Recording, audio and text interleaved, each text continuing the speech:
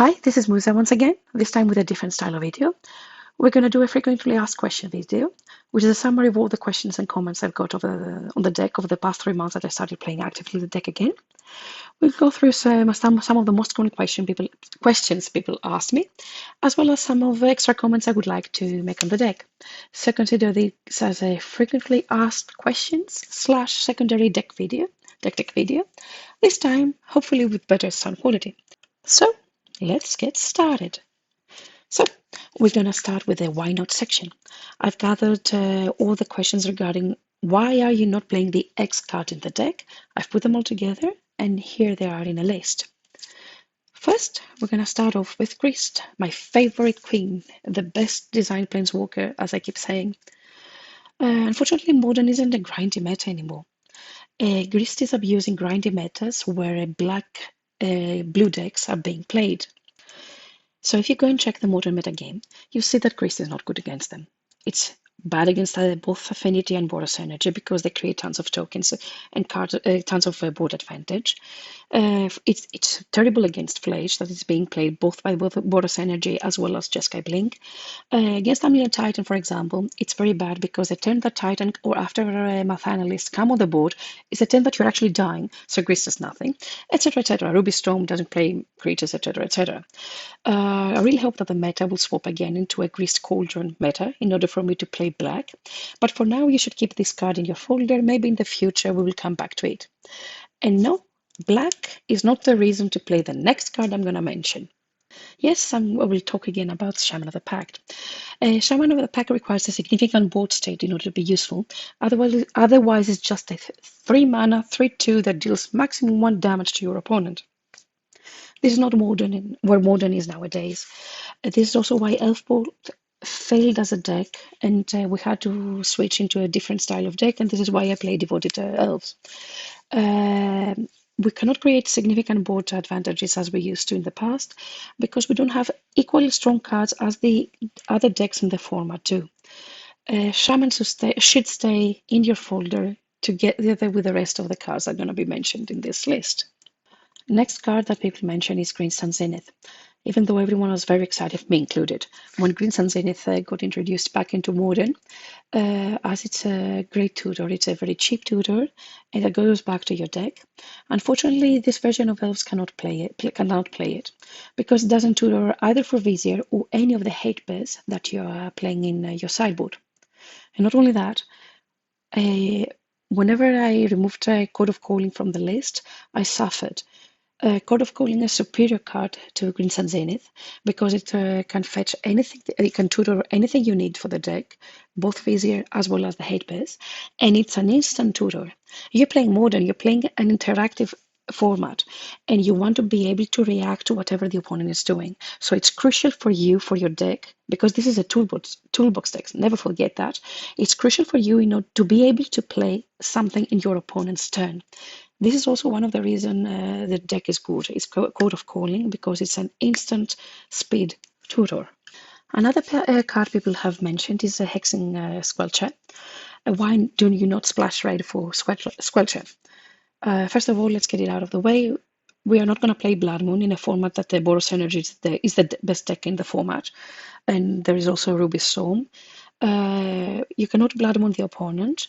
It's going to hurt you also a lot because you're playing hate bears in the sideboard, double white hate bears. And just playing red for Squelcher doesn't cut it for me. I prefer Cavern as it synergizes with all my deck, and my hate bears are also humans, which means that I can use one Cavern for elves and the other one for humans. Secondary of all, the format doesn't have that many counter spells anymore, so I'm not going to add something to the deck that isn't really required. And furthermore, if you're a creature player, you should have learned how to play around counter spells by now, shouldn't you? You have to time your spells in very well in order to be able to beat the opponent. And Code of Calling is an instant speed tutor that actually helps you play very well against all the control decks. Wanted to play something similar, I would actually go for Frenzied Baloth, which is in the same colors that I'm actually already playing. It has haste and trample. Okay, not that significant. Okay, it doesn't give the protection to my instants and sorceries, but still I believe that I would rather stick to my green color than add the third color just for Squelcher. Next card I want to mention is obviously Wirewood Symbiote. This is one of the most common questions, actually. I used to play Wirewood Symbiote, but I actually took it out of the deck because it's actually slowing you down. As I'm going to say later on, the most important turn for you is turn 2, because your 2 drops are the ones that are winning the game. If I have a symbiote and the opponent targets, for example, my Devoted Druid or my Priest of Titania, and I have to bounce them back to hand, what am I achieving there? Next turn, I will have to play them again, and I'm 1 turn behind. So actually, I'm not creating any advantage, and my board state doesn't evolve, and I'm not closer to the win.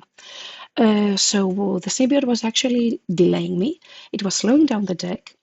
And it's the reason I swapped from that to Sylvan Safekeeper, because Safekeeper can protect the creature while it is on the board. Another note though, if you want to play Symbiote in any shell of elves, you have to play a Reclamation Sage effect in the sideboard in order to abuse the loops that it can create. Symbiote is better in the Elfball shell because it can bounce back the Elvish Visionary, you can replay that, and you are abusing the trigger effects when they are entering on the battle. They're entering the battlefield. Next card I want to mention is Champions of the Perfect. It's a card that I started to play as soon as I started the deck again after Lorwyn was legal in Modern. I was excited at first, and then I realized that it is bad. Main reason, I have one card for you. Bowmasters. Champions of the Perfect is horrendous against Bowmasters because you cannot really play any more cards from your hand, can you? As soon as because Champions of the Perfect is not a May ability to draw a card. So whatever else you have on the battlefield, if the opponent has a Bowmasters on the board, you're doomed. You cannot play anything. You have to draw the card. Bowmasters pings you and creates a token that can actually block the Champions of the Perfect forever and forever. This is the reason I'm not playing the card anymore. It's for grindy metas, and the deck is now designed to win as a toolbox deck rather than a card advantage Elfball deck. Next card I'm going to mention is 2 of them. It's actually Elvish Visionary and Leaf Crown Visionary.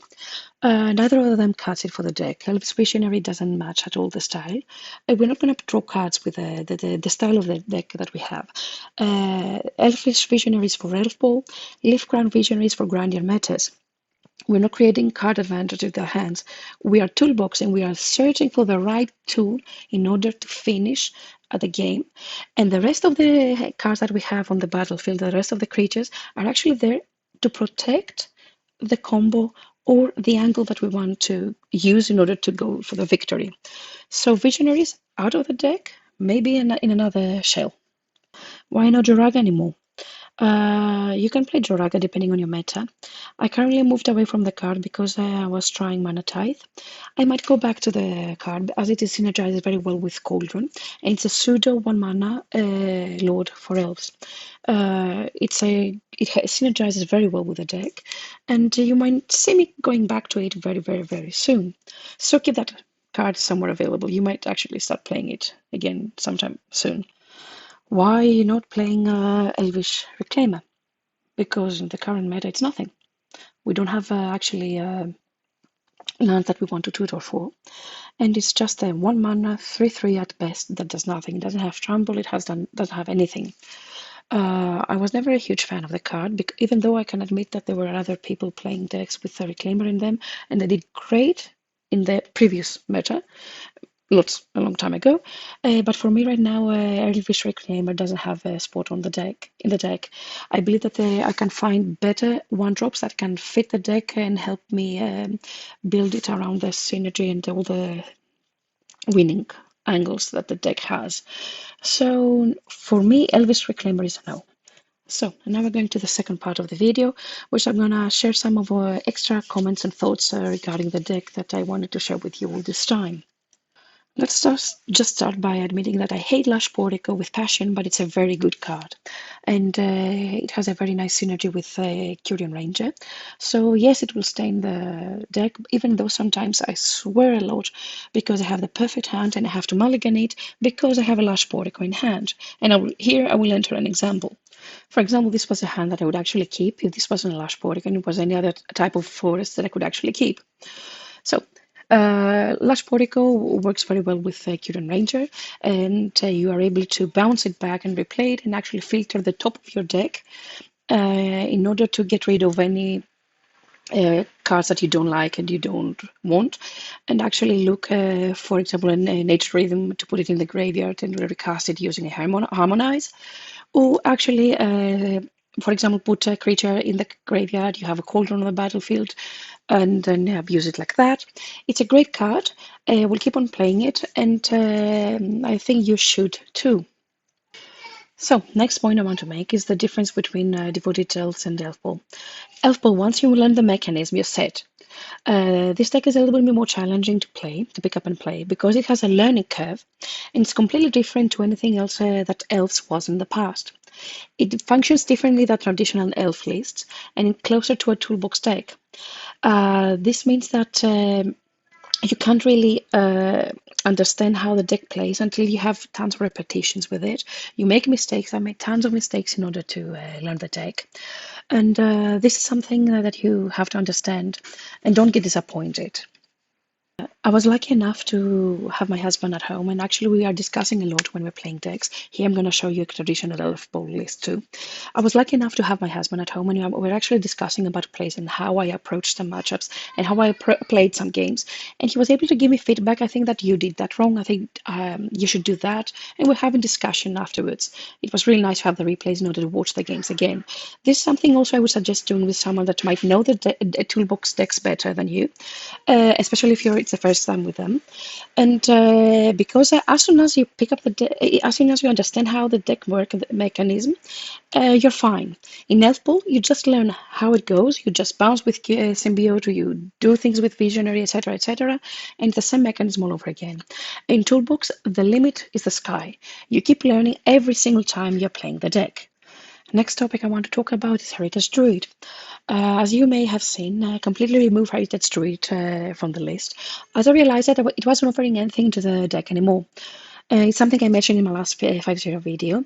I believe it's a remnant of the past that I was very afraid to get rid of because how are you removing Heritage Druid? Such a strong card, such a great mechanism for the deck. After watching my replays in order to create content for the channel, I realized it was the first card I was actually taking out because it was useless. It wasn't fitting the deck the way the deck is designed. That's when I decided that I need to pull the band-aid and actually face the truth. Right now, Heritage isn't needed. And I'm trying to find better cards to put on that slot on the 1 mana drop because I wanted to stay on curve. And I'm going to be testing more cards for you and for everyone in order to add there and put in the future. Next topic is that people ask me for sideboard guides. I strongly believe that just throwing you a sideboard guide isn't just enough. You have to learn how the deck works, why every card is there in the deck, why you should be sideboarding like that, what you should be expecting against specific matchups, why I'm removing some cards in order to add some others. Because otherwise, even if you have the perfect answers in your sideboard, you will not be able to win, as you will not be able to navigate the deck properly.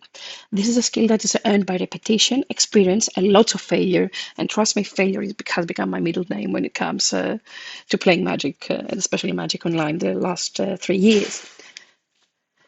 And this is also the reason I'm not just giving you a link to the sideboard guide. You can find the sideboard guide in the primer, and which primer is always in the description box and in YouTube. You should always know that.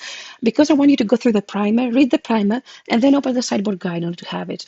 I do understand the sideboard guides are very useful, especially when you're in a tournament, mid-tournament, and you want to have quick answers, and sometimes you're stressed, you can't think, etc., etc. But I put it in the primer because you have to go through the primer in order to reach the sideboard guide. That's it. Let's go to the next topic. If I was to splash a third color, it would actually be blue, and I would actually go for Oculus. Am I implying that I will do that? Well, maybe, maybe not. I'm definitely not going the red route. I'm definitely not going the black route. So yeah, let's see how things will go in the future. But yes, if I was to splash a third color, I would actually go for Oculus because it's a great mid-range threat and a great finisher that creates a good board state. Another thing people ask me, why do you always draw the perfect hands? Why do you always combo on turn 3? First of all, you have no idea what happens in 60% of my matches, as they're not on YouTube. I only post results that I believe would promote the deck or teach the players how to play the deck. But have you ever paid attention to how much I mulligan in order to get the hands that I do and in order to win? I've tested the deck to the limits. I sat on empty geo and I was drawing hands repeatedly in order to get a feeling of the deck and understand how much I can push the deck. I've reached the point of playing the deck like Tron. Do you remember how Tron used to play or still plays? They can mulligan very hard in order to get the perfect hand and in order to go off. So this is what I actually did. I went here, it's an option, and I keep mulliganing hands. Can I keep this? This doesn't win the game. This hand doesn't win the game. I mulligan again. This hand doesn't win the game, so I have to mulligan again. And this is the hand I'm going to keep. I'm going down to a low number, but I have higher chances of winning with this hand than the initial hand. That's a very slow hand and not going to make it win in current modern. This is something that you always have to keep in mind. Unless you're playing against specific decks that you know what you're playing against, or you're looking for a specific hate piece, for example, if you're playing against Storm, mulliganing that hand. You don't keep average hands. You're pushing the deck to the limits. So sit down, goldfish that deck, and then find out how much you can push it to the limit. Because if we are completely honest, you only need 2 cards in order to win the matchup.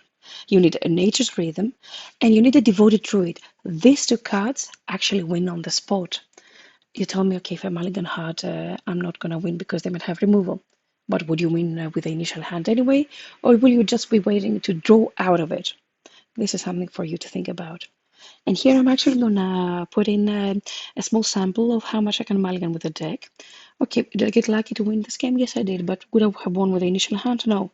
The first time was bad. The second hand had only 1 land. These are 2 mulligans so far. Then I'm going to mulligan once more. And I'm going down to 5 cards. And this time I will draw a Kiran Ranger, my baby, together with the mediocre, a decent hand. This is the hand I'm going to keep. I'm going to bottom the Cauldron and the Cord, because Cord is better when you have a Priest or a Devoted Druid or a significant board state. So these 2 cards are going to the bottom, and I'm going to keep the rest of the hand. And yes, I was lucky enough in order to win this first game. I lost in total the matches. I'm saying it because people think that I'm only winning. I have to say it like that. I'm going to put the rest of the game on a bit fast forward for everyone that wants to watch it and understand what actually happened. But yes, don't be afraid to mulligan. So next subject. I want you to know that I shouldn't say that out loud, right, for anyone else watching the deck that's not playing the deck. Your most important turn is turn 2, as your 2 drops are the ones that are going to win the game. Everything, Priest of Titania, Devoted Druid, Vizier, Cauldron, not that much War Master. These are the cards that are the meaningful ones that are going to win the game. It's not your turn 1. Turn 1 is just to make it a turn 2, to help you with the game. I know that the opponents are playing as if number 1, Chalice of 1 is the answer for everything, but no, for Devoted Elves, actually, the second turn or your 2 mana drops are the more important ones. Keep that in mind. And this is also one of the reasons that we were able to drop a Heritage Druid. Sorry. Next thing I want to mention is I went down to 1 speaker as it was too heavy for this shell. It's a decent card that acts both as a tutor as well as a Kiran Ranger, and synergizes amazingly with Cauldron, and it helps you fix also your mana. For example, if you only have 1 Temple Garden, you have a Forest and a Cavern of Souls, you can use a Formidable Speaker in order to use a Temple Garden, a tap for white mana, then use for example, the Cavern of Souls, untap a Temple Garden using a Formidable Speaker's ability, add the second white mana, and then tap the forest in order to add the 3rd mana. And this way you can cast cards that are double white, for example, Skyclave Apparition, or anything else that's double white, for example, Sun Rectifier and Vex from the sideboard. It's a great card. It bypasses also Grafligger's Cage, because it doesn't put it on the battlefield, it puts the card that you get to hand. It's a great body, but because it's a 2/4. But whenever I try to go up to 2 of them in order to have more of that effect, I realized it was a bit clunky. I didn't have enough cards to discard, or it was slowing me down too much. I wanted something else on turn 2 or turn 3 of the deck. Another thing I want to mention is that the deck only runs 1 Boseiju. Therefore, I believe that Yavimaya is needed, especially as I'm running Cavern of Souls. I want to have a specific amount of force in the deck because I love Curion Rangers so much, and I'm building the deck around this card. I believe it can be abused.